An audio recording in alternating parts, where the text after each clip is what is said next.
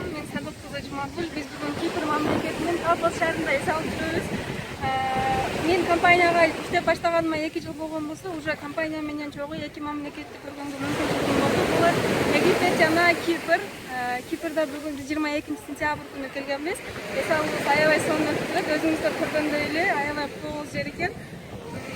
Компания, эгерде мен Арифлейм компаниясын тандабай башка жумушта иштегенде, мен мындай мүмкүнчүлүктөрдү көрбөй болчумун. Компания бизге европейский жашоону үйрөтөт экен.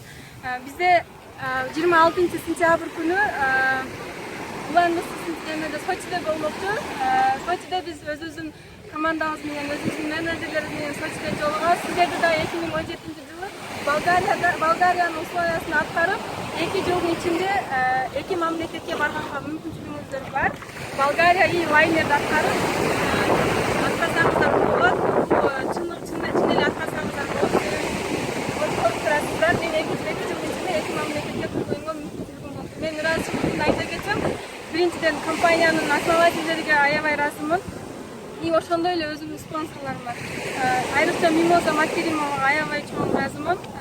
Эгерде ал мага мени Арифлеймдин жолун үйрөтпөгөндө, кантип иштегенин үйрөтпөгөндө, жол көрсөтпөгөндө, мен может кылбай кетип калышым мүмкүн эле.